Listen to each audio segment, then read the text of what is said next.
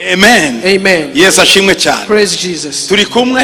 Are we together? Mwiteguye kwinjira muri ubwo bubyutse? Are we together to enter into revival? Murabyiteguriye? Are you ready? Byahuriranye n'ukwezi kwa gatatu dufitemo inyito y'inyigisho ivuga ngo imitekerereze mishya. It has come to the right time where we have the theme of this March, the new mindset. Akaba muri iki cyumweru turimo kirangira uyu munsi turimo dutekereza nanone kuri iri jambo rivuga ngo imitekerereze izana itandukanirizo. And then this week especially says the mindsets that bring differences. Donc imitekerereze izana itandukaniro. The mindsets that bring differences. Ndagira ngo ugire iyo mitekerereze. I urge you to have this mindset. Izana impinduka, izana ubudasa. The mindsets that bring revival, the mindsets that bring unusual things. Reka twifashishe icyanditswe kiri mu Kubara 14:22 kugeza kuri 24. Let's go Numbers 14:22 to 24.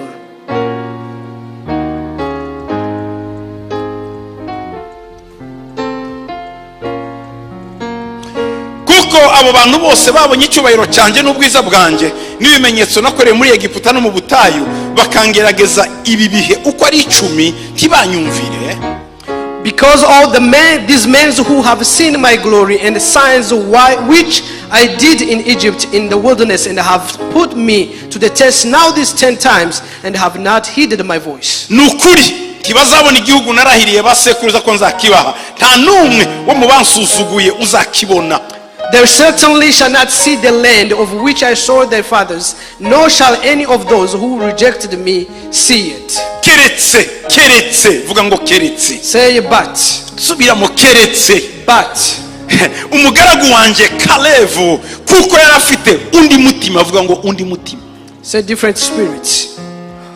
But because my servant Caleb has different spirits and follow my agakurikira uko muyobora muri byose nzamujyana mu gihugu yagiyemo uruzaro rwe ruzakigira gakondo. I will bring him into the land he went to and his descendants will inherit it. Reka mbabwire gato yanarinjira muri sije yacu.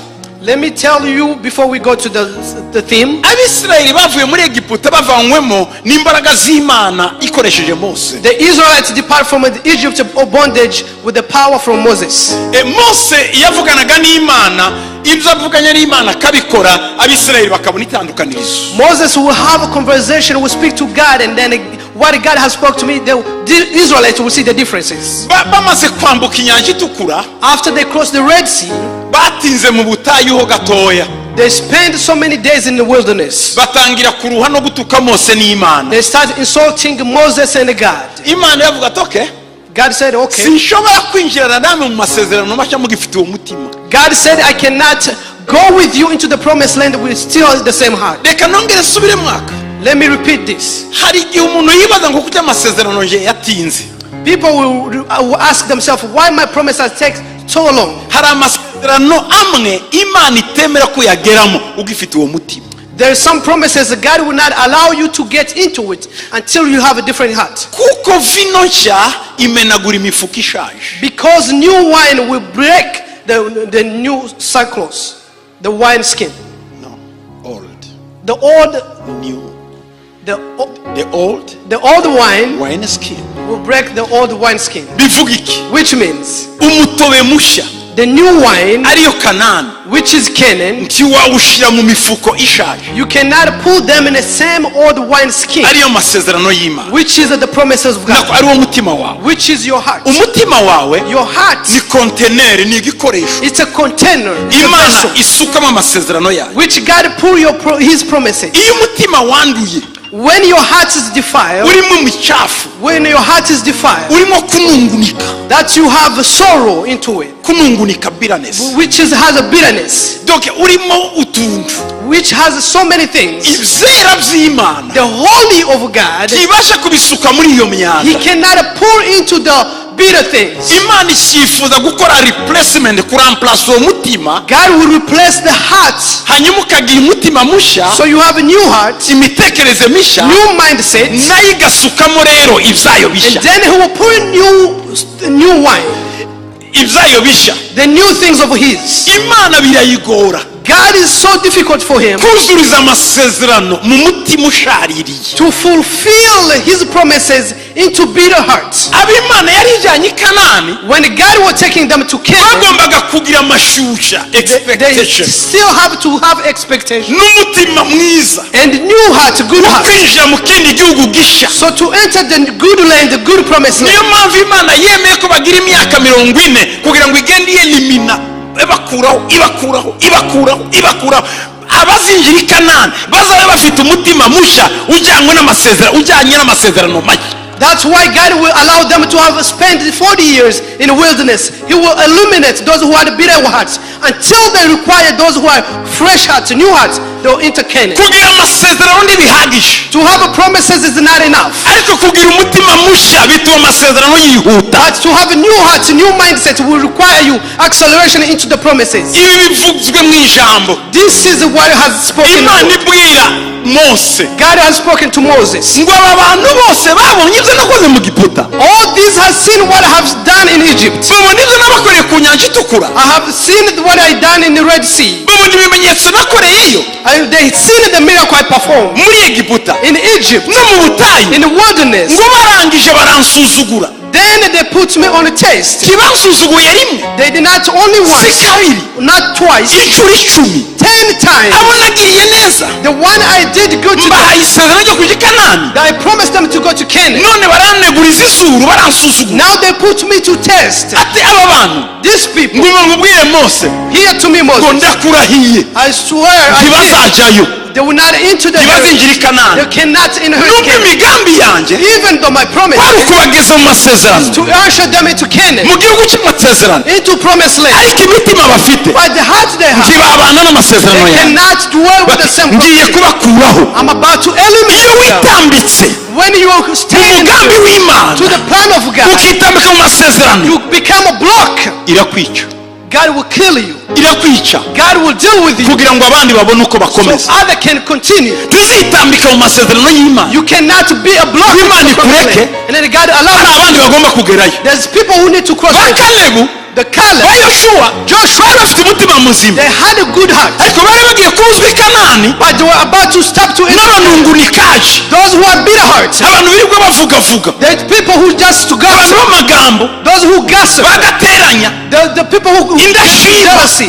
the people who bring jealousy, indashima, those who are not satisfied. abirirwa bavugavuga, They spend their time talking. babunza amagambo, They gossip kuva mu rugo from one bakajya family mu rundi, to another family. baroga n'abazima. They bring defile others. Imana iravuga ngo God is saying, nzabica I will deal with kugira ngo you. abazima bagereyo. So the other with good heart they can abantu follow. benshi mubona bakenyuka mukagira ngo bakenyutse kuko ari imizima yo gukenyuka iwabo. hari abakenyuka kuko bari bagiye kubuza abandi kwinjira mu masezerano. Many people have a premature death because they become a block for many people. icyo Imana isaba ni iki? What is God is ni ukugira undi mutima, It's to have a new mindset. umutima udasa n'ab'icyo gihe. The mindset that is different from the people. ngo Mose we Moses, ngo ndakurahiye, I swear to you, aba ntibazinjira i Kanani, they will not be able to enter to aba Canaan. ntibazinjira i They Kanani, will not be able to enter ngo to ni Canaan. ukuri I swear to you, ntibazabona igihugu narahiriye ba sekuruza. certainly they will not see the land I inherited. nabwiye ba sekuruza I told their ko father, abana babo bazakijyamo, children to go to promise ariko land. ba sekuruza By the forefathers, bari bafite imitima itandukanye n'iy'abana babo. different from the heart from the ba children. sekuruza baranyizeraga, By the fathers that they trusted me. ba sekuruza barankundaga, The fathers that they icyo belonged. mbabwiye baragikoraga. What I command they will do. aburahamu yavuye iwabo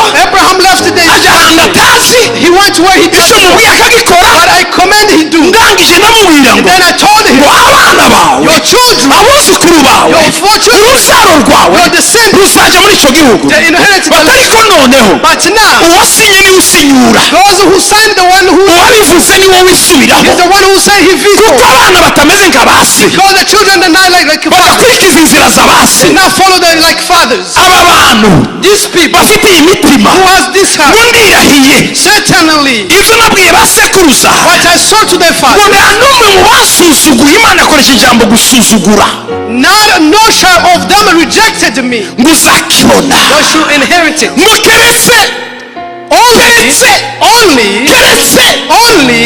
umugaragu wanjye Kalebu my servant Caleb, ngo kuko we because of ngo him, yari afite undi he mutima. has a different spirit. Haleluya. Hallelujah. Uyu we yari afite iyindi He myumvire, had a different mindset. yari afite iyindi He mitekerereze, had a different mindset. yari ameze ukwe He had the own. He was tutameze special. nk'uko abandi bose. He was special. Like Nawe baramuroze, they would defile him. baramuroze They defile him, yanga kurogeka. but he refused to. Nawe yumvise byinshi He heard so much. yanga ko bisohoka bijya mu mutima. He kept it outside. Kalebu yumvaga amagambo y'incamugongo akinjira mu gutwi akayasohora mu kundi. Yigeze yemera ko acumbika mu mutima we kugira ngo umutima we utandura, ngo afite undi mutima. Umutima we ntiwakiriye amagambo y'uburuhe bwo mu butayu.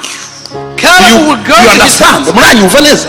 Caleb would guard his heart so we will not allow defile more words coming outside that would defile his heart. Kalebu na Yoshuwa Caleb and Joshua, ntibigeze bita kuri nyamwinshi, they would not care about the multitude. ntibigeze bita ku magambo ya They benshi. did not care about the words. Erega nabo barabagendereye. There are people who visited them, of course. Ngo ariko kare Caleb, ngo murabona ibyo Musa tubwira ari byo. do you see what Moses is telling us is true? Tumaze kukabaka imyaka 20. We are about to spend 20 years here. Dore kare Caleb, watangiye kumera imvi. you have a gray hair. Urizera ayo masezerano? Do you believe in these promises? Yoshuwa Joshua, niba ugendana na Mose, you're the one who goes with Moses. igihe cyose mwirwa mwumva ibi, Every time you hear things, izi morale tuzarya morale mu gitondo this mugoroba. inspiration you're giving us, Ubwo nibwo burozi babahaga. this is the defiled words that were given. Yoshuwa icyo yababwiye, Do you know what Joshua aravuga told? ngo njye navuye mu Giputa sinzasubira inyuma I ko left nazikana. Egypt, but I will not go back. Uzi icyo Kalebu yababwiye? Do you know what Caleb told Bati them? wandindiye rekeraho, You have spent so igihugu much. turagifata, We are going to take over. igihugu kirahari, The land is there. nutakijyamo mon frere If you're not going nje to my brother, nzakijyamo. I will Ngo go. bari bafite uwundi mutima. They had a different mindset. Haleluya, Hallelujah. haleluya. Hallelujah. Iri jambo umutima wundi This different heart or different spirits mu Giheburayo in Hebrew, riratandukanye it's different n'umutima uyu. with this heart that we know. Bakoresha ijambo ruah. They use the word uruah. Iyo tuvuga umwuka wera When you speak about Holy Spirit, bakoresha kadosh ruah, umwuka wera. kadosh uruah, that's the word for Holy Spirit. Kadosh ni ukwera, ruah ni umwuka. Kadosh is holy and uruah is the spirit. Ariko muri iryo jambo ruah The word uruah, harimo ayandi menshi acamikiyemo. there's many words inside of Harimo it. umwuka, There's a spirit, umutima, there's a heart, imitekerereze, mindset, ubwenge, your knowledge, bitandukanye n'irindi jambo. which is different from this word. Iyo tuvuga umutima, When you speak about amarangamutima, the emotions, imitekerereze, the mindset, bakoresha ijambo leve, they use lev for mind. leve cyangwa se lebe. Lev or lamb. Iryo jambo naryo That word, ni rivuga umutima that is same as a nk'uko heart, tuvuga ruah, which is same as ariko uruah. itandukanizo ni irihe? What is the difference? Ni ukuvuga ngo umutima wa Kalebu The heart of Caleb, wari mu mwuka. he had a Holy Spirit. No, umwuka. He had a spirit. Good. Warimo undi mwuka. He had a different spirit, Bivuze iki? which means Iyo when uvugana n'umuntu you speak to uhita someone, wumva umwuka umurimo. you hear the spirit that is inside that Hari person. ugira umwuka wo gushima, Someone who has the spirit of undi akagira thanksgiving. umwuka wo kunegura The other had the heart of complaint cyangwa se kunegura abantu. or insulting others. Undi akagira umwuka w'ishyari. Other will have a jealousy heart. Ubaye uri mu mwuka w'Imana, When umuntu you- wese muganira uhita wumva umwuka umuri inyuma. Iyo ufite discernment. When you have a discernment in you, you will sense that the spirit that is in another person. Mbere yo kumva umuntu, Before you hear someone, jya uvuga ngo Mana mpa kumva umwuka. say, God, behind, give uri me the inyuma. spirit that is behind Iyo this. iyo wahishuriwe umwuka, When you have a revelation of the spirit behind it, uhita umenya uko uri bukingire umutima wawe. you will know how you will guard your own heart. Bibiliya iravuga ngo urinde umutima wawe kuruta ibindi byose birindwa, ngo kuko muri wo ngo niho iby'ubugingo byose bikomoka. The Bible told us, guard your heart more than anything that you guard, because the life goes from heart. Iby'ubugingo The life, bikomoka muri uwo mutima. that's where it came from. Icisha Abisirayeli What killed the Israelites, yari indwara yo gucika intege. it was a Discouragement. disease or a discouragement. Hanyuma bakayanduzanya. And then will get affected to others. Yageraga kwa Kalebu They will go to Caleb. igasanga Kalebu arakingiwe n'umwuka ruah. Caleb was vaccinated with the Uha. Igasanga Yoshua arakingiwe na ruah. Joshua was vaccinated n'uwo mwuka. with that spirit. Ndasaba rero So I'm ngo mu bihe praying nk'ibi siri mishya mu bibazo, on this moment the world is facing mu challenge. gihe nk'ibi intambara ari nyinshi, In a moment like this, warrior, shingira umutima wawe, urge your heart, guard your heart, shingira umutima wawe, vaccinate your heart, shingira umutima wawe vaccinate your heart kuruta iyindi yose irindwi, more than any heart, kuruta ibintu byose birindwi. more than anything. Mbese Kalebu Because of ngo Caleb, niwe uzinjira muri icyo gihugu, he will be the one ngo inheriting, kandi uruzarugo ruzakigira gakondo. and his descendants will inherit it. So yesu icyubahiro. Praise Jesus. Amen. Amen. Reka twihute gato. Let's continue. Rero imitekerereze nk'iyi y'abakalebu The mindset like Caleb, iba ifite ibintu birindwi biyiranga. he has 7 qualities, Ngira ngo nganireho namwe vuba nihuta. which I'll try to rush this quick. Hari iyi mitekerereze cyangwa uyu mutima, uyu mwuka bakalebu baba bafite uba urimo ibintu birindwi biwuranga. The mindset like Caleb that brings difference, it has 7 qualities, Kandi nifuza ko nanjye nawe tubigira kugira ngo tubashe kuavansa. which I urge you to have this so we can advance. Amen. Amen. Amen. Amen. Mwibuke principe. Remember the principle. Vino nshya imifuka mishya. New wine skin. Vino nshya ntijya mu mifuka ishaje. New wine doesn't go into old wine skin. Vino nshya New wine, ni ibintu Imana ishaka gushira muri wowe. it's what God is about to pour into you. Imifuka The wine skin, ni umutima wawe. it's your heart. Umutima wawe umeze gute? How's your heart? Umutima wawe witwara gute? How's you conducting Umutima your wawe heart? ugenda gute? How are you conducting your heart? Ibyo biraza kudetermina icyo Imana igiye kugukorera. God, that will determine what God is about to do. Swati irabikora cyangwa ibive. Or he will do it or he will quit. Kuko Imana nta rukiko uzayiregamo. Because God, you cannot take the court. God, to Ariko court. Mana wansezeranyije ibi. God, you have promised me this. Kubwire ngo nisubiyeho ndega. God will say, I change my mind. Uzabona urukiko? Will you take him to court? Uzabona urukiko regamo Imana? You take him to court? Ntiwayirega. You cannot take God Kuko Imana iravuga ngo because God said, njye nkorana n'abujuje condition. I work with those who have full condition.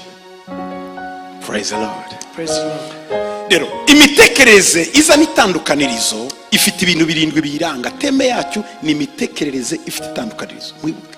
The mindset that brings difference has 7 qualities. Remember, the mindset that brings differences. Imitekerereze ya mbere The first mindset, cyangwa se imitekerereze n'itandukanirizo icya mbere ni imitekerereze iyoborwa n'Imana. Number 1, kuyoborwa n'Imana. the first one is God-led mindset. Number 2, kabiri Number 2, ni imitekerereze ifite ububyutse. it's a revived mindset. Number 3, gatatu Number 3, ni imitekerereze yongeye gukorwaho. it's a renewed mindset. Icya kane Number 4, ni imitekerereze ikangutse. it's awakened mindset. Number 5, gatanu Number 5, ni imitekerereze ihindutse. it's a refreshed mindset. Gatandatu Number 6, ni imitekerereze ivuguruye. it's a reformed mindset. Iya nyuma karindwi Last one, ni imitekerereze ihindutse. it's a transformed mindset. Twumvikana aha rero. Hear me well. Reka nsubiremo. Let me repeat again. Iya mbere The first one, ni imitekerereze iyoborwa n'Imana. it's a God-led mindset. Kabiri Number 2, ni imitekerereze y'ububyutse. it's a revived mindset. Turi kumwe? Are we together? Number 3, gatatu Number ni 3, imitekerereze yongeye gukorwaho. it's a renewed mindset. Kane Number 4, ni imitekerereze ikangutse. it's awakened mindset. Number 5, gatanu Number 5, ni imitekerereze ihembutse. it's a refreshed mindset.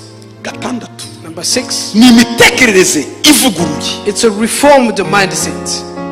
Number 7, Number karindwi 7, ni imitekerereze ihindutse. it's a transformed mindset. Aya majambo These words, ndagira ngo ufate aya majambo keywords. you need to retain these keywords. Mu Kinyarwanda, mu Kirundi n'izindi ndimi biragoye, ariko nagerageje kugereranya kugira ngo tuyavuge neza, tuyadefinise. So these keywords in our own language, it's kind of limited, but I tried my best to explain these words. Mu Cyongereza byo sava. In English, it makes sense. Okay, ijambere ufata The number one, ni ukuyoborwa n'Imana, ubuyobozi bw'Imana. God's leadership. Icya kabiri, Number two, ni ububyutse, it's a revival, icyo twita reveil. which we call revival. Twe mu Kinyarwanda n'Ikirundi In the Kinyarwanda and Kirundi, dufite tubyita ububyutse reveil, we call it the word revival. ariko mu Cyongereza But in English, hari irindi rya gatatu bita renewal. there's another word in English called a renewal. Renewal na reveil byenda gusa. Renewal and revival, it's kind of similar. Nizo nise ngo kongera gukorwaho mu rurimi rwacu kuko ntabyo dufite. That's why in our language it says to be touched again. Irindi jambo umenya niri The other word, do you know? gukanguka. Awakening. Iri jambo awakening cyangwa awaken mu Cyongereza nabyo ni ububyutse, ariko noneho bukangura abantu, gukanguka. Awakening, it's another form of revival that awakens people. Mu Burundi ububyutse babwita ikanguro. In the Burundi revival, they call that awakening, Ni awakening. which is Mu awakening. Kinyarwanda ni ububyutse, In the Kinyarwanda, it's the mu same. Kirundi ni ikanguro. In the Kirundi, it's Ariko awakening. biratandukanye awakening na revival. But it's different. Awakening and a revival, it's a difference. Ariko byose tubyita gutya, iyo utabyise ububyutse ubyita ikanguko. If you don't call it that way, you call it the other way. Mu Giswahili babyita kuamka, uamsho. Now, in Swahili, called awakening. Uamsho ngo abantu bongeye kubyuka, uamsho wameamka, kubyuka no kuamka. That is awakening in a term in Ni Swahili. Giswahili nacyo ntigifite ama vocabulary atandukanye. Even Swahili doesn't have the exact vocabulary. Ikindi umenya The ni other ijambo word, gususuruka, guhembuka, iyo bita refreshment. which is a refreshment, the other word we must retain. Kongera gususuruka cyangwa se kongera guhembuka. Which is a refreshment, being refreshed. Ibiri naryo urimenye ni Know keyword. these words again. Irindi jambo The other words, ni ijambo ry'ivugurura, kuvugurura. which is a reformation. The word Amavugurura ngo reformation. hari amavugurura iwabo. We are having a reformation. Mu itorero ryabo hari amavugurura. In our church, we're having a Muri reformation. famiye yabo hari In amavugurura. our family, we're doing a Iri naryo reformation. ni ijambo ry'ububyutse, Which is the reform. same word, the word Hakaba of the irya Bible, nyuma which is the last word, bita impinduka, which transformation. is transformation. Ayo majambo nayo tuyamenye. And then we must know this word. Ndaza kuyatangaho gatoya amadiferansi ko ngomamenye, ariko yose yitwa ububyutse. But all these words, it's a revival. Mu ijambo muri pake nini ni igipake cyitwa ububyutse, ariko kirimo utu dusegima navuze. Shaka kugira ngo mbatandukanyirize mwumve. The big package is a revival, but these keywords I want to differentiate with you so we can understand. Kugira umutima rero utandukanye n'iyabandi ni ukugira nibura kamwe muri ibi birindwi. So in order to have a different mindset, in order we have to have one of these 7 keys. Nibura muri utu turindwi ukagira kamwe kakubayeho. Among these you must have one. Iyo kamwe kakubayeho, When one requires, Imana ishobora kukwizerera kukugeza imbere. God will trust you, so he will lead you. Sinzi ko ibyo mvuga byumvikanye. Are we together? Yesu ashimwe cyane. Amen. Ndagerageza kwigisha no kubwiriza gatoya I'll try balance. to teach and preach at the same time. Kuko iyo nigishije When I preach, ibitotsi biraza, ariko iyo mbwirije barakanguka. when I teach, people will fall asleep. But when I preach, people will be awakened. Kuko iyo nsakuje cyane bose barakanguka, ariko iyo ngiye metodikema imvune ziragaruka mu mibiri, none gatotsi kakaza. If I teach, people will fall asleep, but if I preach, people will be awakened. Reka nkore kombinezo yo. Let me do a combination of two. Ngiye kwihuta. I'm about to go first. Number 1, Number one, imitekerereze iyoborwa n'Imana. a God-led mindset. Twasomye That's where we read. mu Kubara 14:24 Numbers ngo 14:24. keretse Kalebu ngo yari afite undi mutima, But because Caleb, my servant Caleb, had a different spirit, ngo agakurikira uko muyobora muri byose. and Kuko follow yayoborwaga me n'Imana. wholehearted. Kuyoborwa n'Imana si ngombwa gusa ngo wumve ibyo irimo ivuga, To be led by God, it's not understanding what He's speaking. ahubwo ni ngombwa kumenya ko ibyo urimo Imana yabishigikira, It's to know what you are into it. Can God support it? kandi ntuve ku byo Imana yavuze mbere, And do not depart from what God has spoken to ugakomeza you. muri viziyo y'Imana. And then you continue the vision. Uko ni ukuyoborwa n'Imana. That's being led by God. Bibiri iratuyobora, The Bible will lead ijambo us. ry'Imana The rikatuyobora. Word of God lead us. Twebwe abashumba iyo tubabwirije When the pastors were preaching, tuba tubereka uko Imana yifuza ko mumera. we are leading to you how God wants you to. Iyo rero ubyemeye ukabikurikiza, If you agree and follow it, amasezerano yageraho. you will reach the Icyo promise. gihe uba ufite umutima utandukanye n'abandi, that reason you have a different mindset. kuko wowe urimo wumva ibyo ijambo ry'Imana rivuga, iby'ubuyobozi buvuga. You are following the leadership, you are following the word. Isezerano ry'umunsi ry'uyu munsi The daily promises say ryavuze ngo hari ibyo Imana igiye kugukorera, ariko ndiwihutire kubivuga ngo banze uje ku muyobozi akuyobora ukuntu bizacamo kugira ngo bizagirire benshi akamaro. Donc akwereka uko uzatanga ubuhamya. Ibi bijyana n'ubuyobozi bw'ubumana. So today's daily promise told us God is about to give you promises, but do not be quick to speak. Go consult your leadership, and then they will lead you, which means it's a word of God. Hari uvuga ngo Someone will speak. njye ko numva ijwi ry'Imana. I don't hear the word of God. The voice Uraryumva of buri God. munsi ariko ntuzi ko ari iryayo. You hear the voice of God every day, but you don't know that is the word Buri of God. cyumweru ibyo twigisha ni ijwi ry'Imana. Whatever we speak, we share here on every Sunday, it's the word of None se God. tubwiriza ugataha icyumweru ikindi utarumva akantu bati aka kaba ari akanjye, cyangwa ahubwo utangira kurwanya ngo buriya bamumbwiye. Every Sunday, do you go home not hearing what the voice of God is speaking on you, or you go there saying they speak about me? Izo ntambara twarazirwanye We have kenshi, faced this battle. tugasanga umuntu yakubiswe ngo yabwiye pasiteri ibi, wajya kureba ugasanga niyo famiye ndi wari uyizi, ariko umwe muri bakaza yabyimbye amaso ngo twazanye n'umugore cyangwa n'umugabo, tugeze mu rugo arankubita ngo wagiye kubwira pasiteri, simuzi, bati no wamubwiye. Nyuma twajya muri gacaca tugasanga Imana yari yamuganirije ariko ahitagira ngo ni mugenzi we wamureze. Murabyumva neza ibyo bintu bibaho. So we have faced a situation like this when we share the word of God. One will take it personally, and then they'll get beaten at home, saying, "You spoke about me, pastor. You share my situation to your pastor." That's the situation we have encountered. Hari n'abandi twabaje uko atakiboneka mwene data, How come this person doesn't attend church anymore? ngo yararakaye, He is offended. ngo yaraje wirirwa umuvuga buke yaritahije. She or he came, and then you speak all day long about him. Ese namuvuze ryari? When did I speak about Cya that person? cyumweru wigishije yavuze ngo nakubwiye byose, ibihese The same sermon you speak on Sunday, they said you share what we talk. kubera ko afite undi mutima, ntiyumva ko ari Imana irimo imubwira, kuko yamenyereye amagambo, yagize ngo ni amagambo bamuvuzeho. No, nimugire undi mutima, nimwumve ijambo ry'Imana. Because that guy used to gossip, they thought that you share with me what I have spoken to you. But the word of God, we have to listen, obey the word of God. Yoshua 14 Joshua 14, ku murongo wa 7 cyane, on verse 7, ngo icyo gihe nari maze imyaka 40 ngo twari turi Kadeshi Baruneya, ngo Mose umugaragu w'Uwiteka anduma kujya gutata igihugu, bukeye ngarutse muhamiriza ibyo nari nabonye n'umutima utabeshya. Urumva umutima wa Kalebu ntiwabeshyaga, ntiwarimo amanyanga. verse 7, I was 40 years old when Moses, the servant of the Lord, sent me to Kadesh Barnea to spy out the land. And I brought back the word to him as it was in my heart. Iyi ni Yoshua 14 This is Joshua 14, ku murongo wa 7. verse 7. Urumva ko umutima wa Kalebu wari umeze, Can you hear how Caleb's heart wari was? mwukuri. He was honest. Bohereje abantu 12 They sent 12 spies ngo baje gutata Kanani ko to habaho. go spy Canaan land. Abagabo barahagurutse The men stood up. bahamagara Mose, They called Moses. bati Mose rero They said, Moses, ibi byo kutubwira ngo Kanani baho, twe turi abantu b'abagabo, turagira ngo uduprove tuyibone kwibaho. we are men, we are grown up. You have to prove to us that this Canaan exists. Tuzakomeza tugenda mu kigari ngo Imana iravuze mu misozi, irakubise mu nkuba. Twereke icyo gihugu kibaho. God has spoken in the thunders. God has spoken in the mountains. You have to share with us. This land exists. Yoshua arababwira ati Joshua told them, mugize neza. you did Pardon, great. Mose. Moses told them, Buri famiye each family, kwa Rubeni Reuben, kugeza kwa Benyamini, to Reuben to Benjamin, mutore umugabo wo kwizera muzi ko atabeshya. choose one trusted man.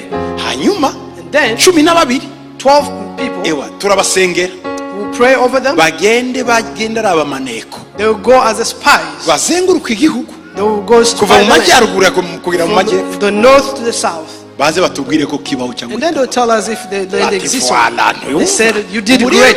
dutangiye kumvikana. Now we Mose, can agree, Moses. yaho twari turindagiye muri ubu Now we were butayu, distracted. Now we were confused. Now. baratashe mu mahema. So they went in the back of the Batimada. tent. They said, wife, Mose twamwumvishije, we know we hear Moses. yarigize igitangaza, twamubwira ngo Imana none uyu munsi tugiye kohereza kanaka. We are about to send this such person. Buri famiye izana Each family member bring a kwa man. Yuda From Judah, bazana Kalebu, they bring Caleb. naho kwa Yosefu ariho kwa Efurayimu To Joseph family, bazana Yoshua. they bring Joshua. Bari abasore bose They were young men. baragiye, They went. bigiye mu gihugu. They entered the land. barinjiye They went to the land. barakibona They see the babona land. uko kera They see how it's babona fruitful. imisozi They see the mountains. n'udusozi The mountains. babona ibibaya They see the babona valley. amazi They see river. bati igihugu nicyo They say this is the land. atoke bose baza guhurira hamwe So they came all together. dusubiye tujye gutanga amakuru Let's go give back the information. bagezeyo When they got home, asambure yose iricara the whole entire assembly, umugabo wa mbere arahaguruka the first man stood up. bati igihugu kibaho They say, yes, land exists. uko nakibonye njye The way I see the land, si icyacu it's not ours. ni plan It's a ya plan mose n'imana kutwica from Moses and God to kill us. kitwakijyamo We cannot inherit the land. se kubera iki They say, why? kirimo abagabo bagera hejuru There's a giant into the land. kirazitiwe It's a close. gifite sekirite It has security.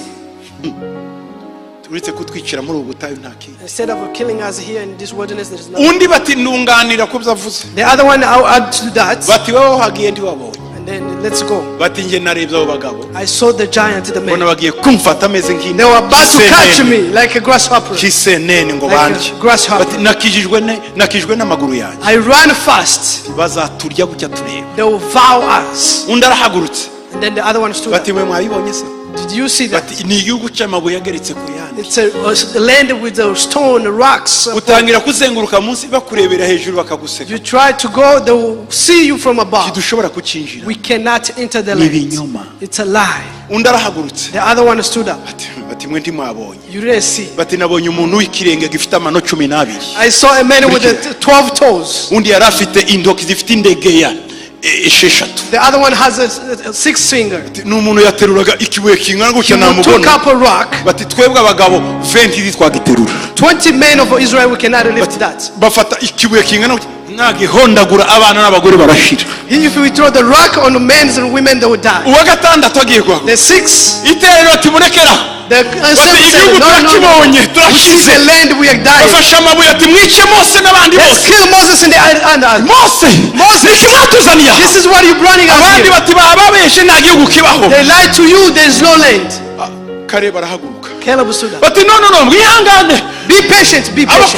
kwa yuda bene wacu Judah's family, mumuceceke come down. Come. mubwire abandi baceceke Tell us to abo kwa come. yuda babwiye inshuti zabo The family of Judah stood up. mwihangane gato Be patient. Let's kare see. barahagurutse Caleb stood up. ngo avugisha ukuri kw'ibyo yabonye ngo mu mutima watabeshe He shared the word back and the whole truth without lie, hatarimo gukabya without exaggerations. yavuze iby'amaso yabonye He saw what he see. na yoshuwa nuko And then Joshua, baravuga ngo ibi bavuze byose what they shared. ngo abagabo baho ni bareba Yes, there's a giant. ibyike ni ndende There's a wall. kirera Yes, it's fruitful. none murumva imana yacu yaciyemo inyanja itukura ikadukura kwa farawo yakitwima God who departed in the Red Sea, the one who took us from Egypt, can he not give us the land? ngo ahubwo reka mbabwire Let me tell you ngo this. njye simbabeshe I'm not lying to mwe you. muvuze ko twari inzige We were grasshopper. baraturya They will vow bati us. ariko njye nabonye But I saw ari imitsima twarimo tumanyaho they're like bread, we will eat them. ngo kandi imana And then God,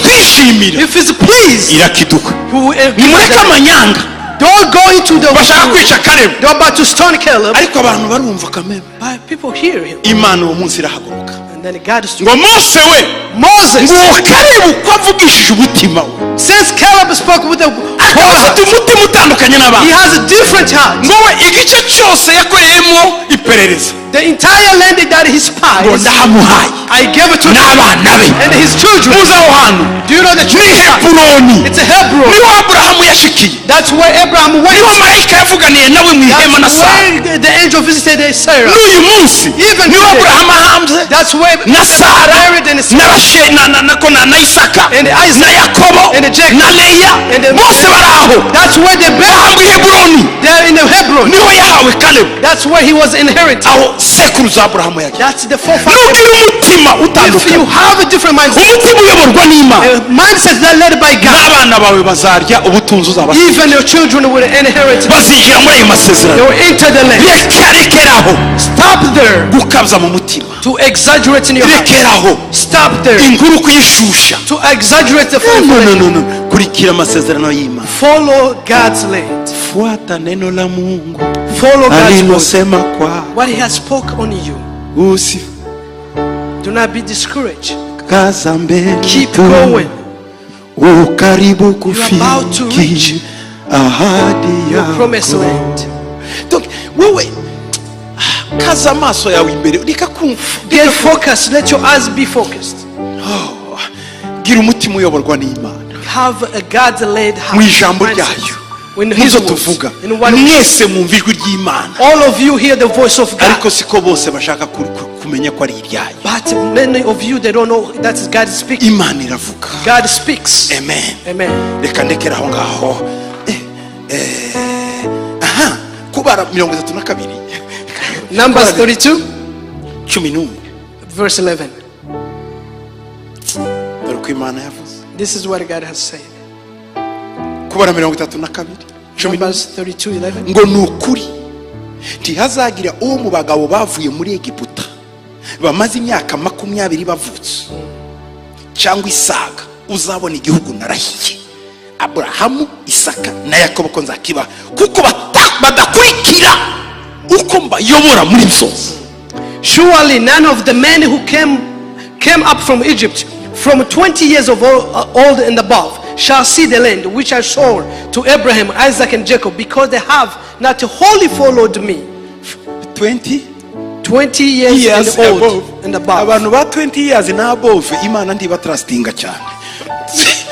20 years old and above, God doesn't trust them. Imyaka 20 kuzamuka Imana ntibizera God cyane. doesn't trust them. Baba bafite amakode menshi mu mitima yabo. They are so full of codes. Niyo mpamvu nimose ngo munyihera abana bataragira amakode. That's why I'm urging you to give the children who have Ariko ba nyina na base by the fathers and the mothers. uraseka You laugh, bakainterpret iyo nseko. they interpret the laugh. Waceceka When you are ngo women, noneho habaye iki. what happened? Wavuga When you speak, ngo buriya mwongoreye iki. what did he whisper? Ariko aba 18 ntibagira ayo makerere. But 18 they don't. 20 years kuzamura 20 years and above. Imana ibwira Mose God told ngo Moses, uhereye uyu munsi starting ngo kuva kuri 20 years From 20 years old ukazamura and above, sinzabaye iki gihugu. I will not give them Ariko 19 18 kugeza kuri 0 19 bazashikana. and above.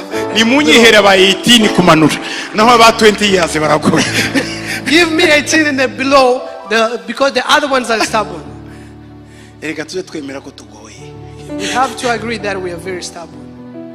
Hari abantu mu buzima bagorana gusa for nothing. There's people who are just stubborn like that. Wavuga ngo reka twereke ririya twese. When you say they will Wagahita face yereke ririya they ngo will face the other barangore direction. kigenda reba hariya. They will, I will face this Arumboha direction. hanze. Nobody will take me to jail. Wavuga ngo mwicare When you say sit down, wagahaguruka. we stand up. Wavuga ati katwese duhaguruke. When you say let's all rise, Akicara byana agapfukama kugira ngo rise, akwereke we ko we remain seated. aba ni aba 20 years above. These are 20 years and above. Ba 20 kuzamura. 20 years above. Nuja kukopera n'umuntu uzahanze umubaza imyaka. Bati When you- buryo uri nko mu myaka ingahe? How old are you? Wa uri muri 20 kuzamura. Are you 20 and above? Nakubwira ko ayirengeje. When you see it above, Utangire kuvuga gahoro gahoro kuko. started to go slow. Ariko bari aba 19, But 19 and 18, down, 13. Uravuga ngo twende mbere. They'll say, Akakubwira ati wantindiye deje wakabaya. Let's hurry, Adahenda let's go. mbere. Kuko abo nta kibazo they bigirira. don't have any problem. Imana ikunda gukorana nawe. Niyo mpamvu bubyutse bugiye kuza. That's why revival is coming. Hey, hallelujah. People, amen. Are you ready? Are you ready? Ariko Yesu yaravuze But Jesus ngo said, abanyizera bose those who trusted him, ngo bamera nk'abana bato. they can be like little ones, like Mugize little children. amahirwe rero. So we have a chance. Aba 20 years mwaba 18 mwaba 17 mwaba 20 years and 14. above, you can be 18, you can be 19. Ngo nimutagira If you don't have, kwizera kungana nuko abana bato ntimutinjira mu bwami bw'Imana. Niyo mpamvu Bibiri twita ngo kuvuka ubwa kabiri. Ukaba ufite imyaka 80 ukongera kuvuka ugatangira umwaka umwe. Mwese ubu ngubu murebe igihe mwakirijwe utangira ukonti ya myaka yawe. Niba warakijwe mu myaka 10 ishize wifitiye 10 uzaje Kanani. Niba ako hari abandi dufite bagize 30 bakijijwe, abo ngabo reka turebe ko tuyigabanya gatoya. Mwe turayigabanya gute? Uhereye umwanya tuvuze iri jambo, uyu ni umwaka wanyu wa mbere. Yesu ashimwe cyane muri iki Kanani. amen. For those who are 18, 20 and above, Jesus tell them, like, you have a heart, you have faith like little one, you can inherit the kingdom of God. So starting from the age you were saved, count those age. If it says 30 and above, starting today will be starting your age. Kugira imbabazi nk'izo umudamu. To have a mercy like a wife's. Kumva nk'umumama. to hear like a woman. Imana niyo mpamvu ubona ububyutse buba mu bamama kuruta abapapa. That's why you see revival. Abanza kubikishamo karindwi mu mutwe akabidigera. Ariko umumama iyo umubwiye akumva bimukoze mu marangamutima ahita aza wese. That's why women or mothers will have a revival more than a man. Men will start to analyze what's going on. How am I processing this? That's how men are. Reka mba ubuhamya buto niruka. Let me give you this testimony. Nagiye muri Kenya, nari muri Kenya. I was in Kenya muri 1993. in 1993. Noneho njya gusengera abantu Aga Khan. I went to pray to people in the Aga Khan hospital. Umudamu wakoraga mu bitaro bya Aga Khan. The woman who was working at Aga Khan, she heard me preaching. Yitwaga Janet Kitavi. Her name was Janet Kitavi. Yari umukambakazi. She was a Mukamba woman. Arambwira ngo. She told me. Wigishije. You Kandi mwana mbwiriza gato muri sare mo nkajya mu yindi. I was preaching in one room. Bati numva nkozweho. I was very nibaze kimukozeho kandi nyine narimo ariko Imana ishaka nyine gukora ibintu igira uwikoraho nubwo wavuga ubusa. If God want to touch someone who has his own way to touch someone. Bati none. So this is our very touch. Ngiye kugupangira. I'm about to plan. Uzaje gusengera abantu bari muri Suez intensive bagiye gupfa bari mu makoma bagizemo amezi. I will plan for you to go pray for people who are in ICU. Sawa. I said yes. Ati uzitegure. Be ready tomorrow. Iryo joro ndarasenga. So overnight I prayed. Mu gitondo kare. Early in the morning. Ndabyuka. I woke up. Ndasenga. I prayed. Ndaruhuka. I rested. Masaa 9. About 3 p.m. No, nagiye mu gitondo. I went in the morning. Yeah. Ngiyeyo. When I went in the morning, yambwiye amasaha. She told me the time. Sanga Suez intensive ni sare nini ariko yari irimo amarido atandukanye. The ICU room, it's a huge room with the curtains. Ninjiye muri rido ya mbere. I went to the first curtain. Donc hari ibyumba 10. There was 10 rooms by'abantu bari muri koma. who were in ICU condition. Ngeze mu ya mbere. At the first ICU room, sangamo umugabo. I met a man n'umugore and a female. Bicaye bareba umwana wabo. They were sitting looking for the children. Yari umwana ufite nk'imyaka 18. He was about 18 years old. Yari afite amadrede nk'ajya y'abarasta. He had the dreadlocks. Agaramye gutya. Laying above. Amaso yahindutse. The eyes were turned. Arimo imipira bombo. He had yarimwo oxygen. The oxygen. Icyo iruhande rwe.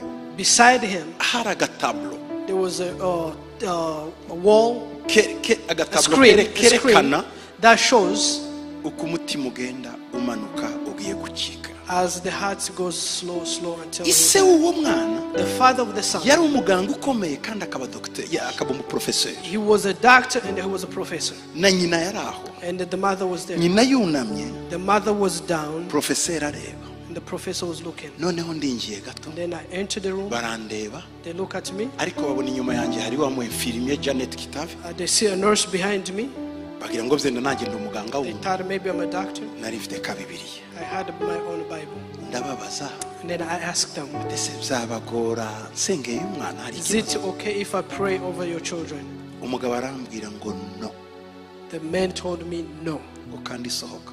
And then get out here. Arebye mu infirmier. He looked the nurse. Ngo uyu muntu wazanye ninde? Who's this man you brought here? Akibivuga. As he said, nyina w'umwana. The mother of ahita amubwira ngo ziba. Abwira umugabo, stop it, be quiet.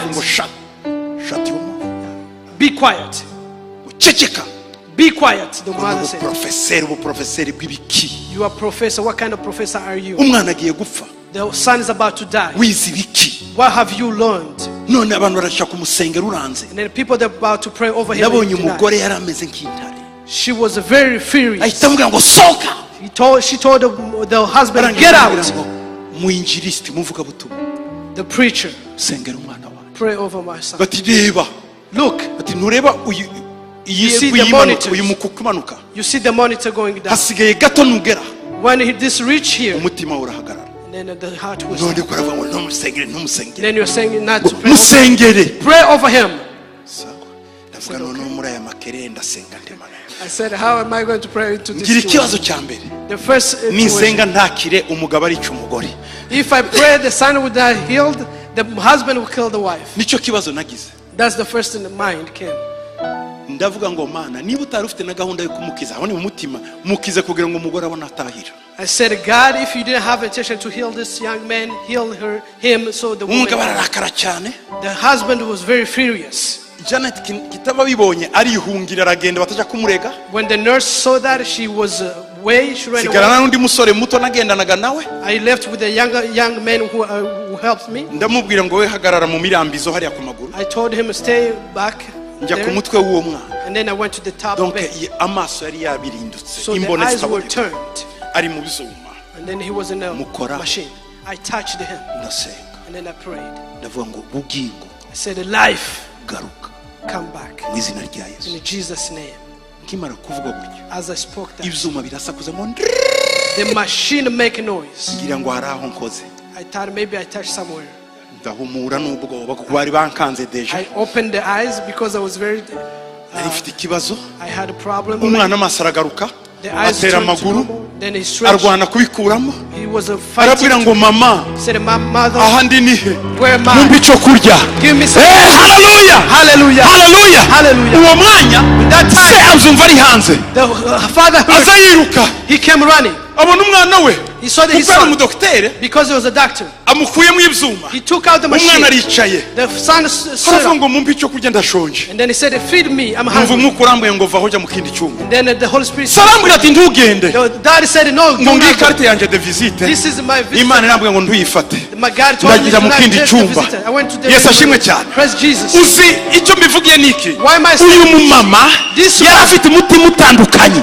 She had a different mindset than the Yari afite husband. umutima w'ikibyeyi She had a mother's watumye umwana wazuka. that led the son to be Ariko undi yari revived. agifite umutima ugoye. But the other one has a mindset which is closed. Uyu mumama This man, yabashe kwinjiza urugo we i Kanani kuko we yari afite umutima muzima. Umugabo wawe nananirana umugore akananirana, wegera umutima muzima winjiza urugo rwawe i Kanani. this mother was about to enter the family into Canaan. If the mother has a different heart, your husband take the lead. If the husband has a different heart, your mother take the lead. Uwo munsi nabonye ukuboko kw'Imana. I have seen the hand of God. Nageze mu today. cyumba cya karindwi. On the seventh room, Nsanga umukecuru w'Umasayi. I found that this Yari older afite woman. imyaka nka 75. She was about 70 years old. Agiye gupfa. She was about Hari to die. utuzukuru tubiri twara. There was a grandchildren in there. Umukoza w'ikiganza. I touched her. Umumasayi kaza arabyuka. Then she rose. Azukana indirimbo yo muzo gushimisha mu Kimasayi. She rose with a hymn song. Abana baririmbana nawe. The children sing with her. Arangije arandeba. She looked at me. Ngo umwana wanjye urava. Said, my son, where are you from?